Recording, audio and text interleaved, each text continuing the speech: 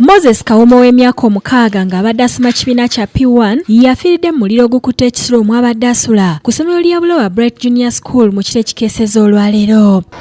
Era abaana nga banguye okukola ki okuzuukuka kyenvudde nvaayo ne nningiza ali mu ddirisa lyange ngenza okulaba ng'omuliro gwaka ne nga mukyala wange ekisolo ky'aba. Omuliro guno kigambibwa nti gwatandise essaawa 10 ng'obudde bukya wabula nga ku gwavudde ekitankanibwa kuba abantu bategeeza nti gwandiba nga guvudde ku masannyalaze ate abalala nti wandibaawo omuntu ow'empalana eyateekedde ekisulo ky'abayizi bano omuliro.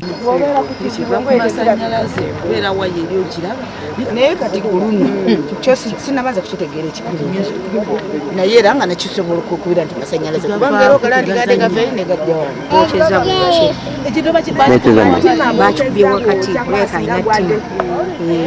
Waliwo n'omuyizi ne metron abakoseddwa obubi ennyo ne baddusibwa mu ddwaliro gye bali kati mu kufuna obujjanjabi. Abamu ku badduukirize bategeezezza nti baawulidde enduulu era nga bwe baatuukidde ng'omuliro gumaze okukwata ekisulo ky'abayizi abalenzi bwe bato ne batandika okugulwanyisa nga bayasiza endabirwamu n'okuwangulamu enzigi okusobola okutaasa abaana ababadde munda. Okuba eddirisa ng'akakasizza nti ebadde babiri nga basola kati aŋambye okuba mwere eddirisa kati kwekukola ki okuba eddirisa n'alaba nga taliimu n'alyoka adduka nanga naye mwali.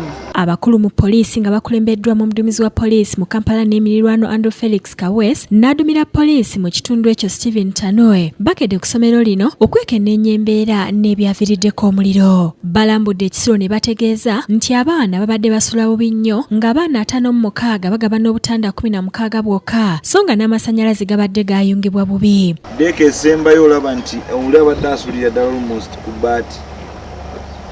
Omuliro bwe guba gwavudde waggulu ku bbaati kiba kitegeeza nti singa tekubadde kwagala kwa Mukama bano bonna babadde basula waggulu badde balina obadde ajja kufa ajja kufiira mu muliro.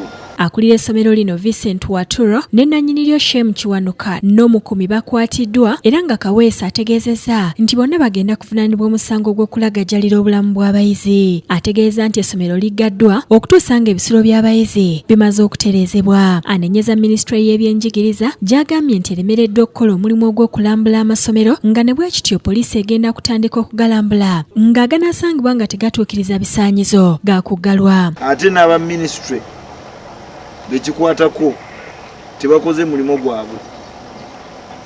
Guno si mulimo gwa poliisi okujja ng'erambula amasomero naye tugenda gukola.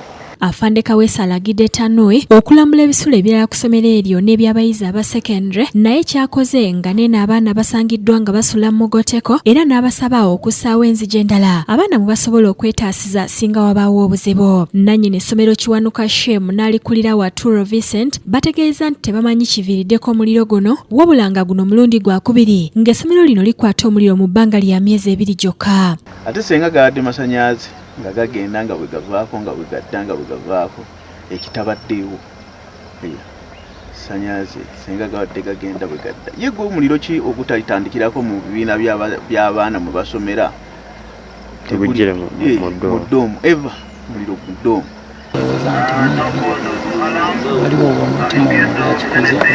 Omulambo gw'omwana guteekeddwa ku kabangali ya poliisi ne gutwalibwa mu ddwaliro e Mulago ate abakwate ne batwalibwa ku poliisi y'e Buloba gye bagenda okuggyibwa bavunaanibwe mu mbuga z'amateeka. Ekisulo ky'abayizi bwe kikwatidde omuliro ng'abayizi basuze beeteeseteese okugenda okulambula olunaku olwaleero nga ne Kawuma afudde y'omu ku abo babadde bagenda okulambula.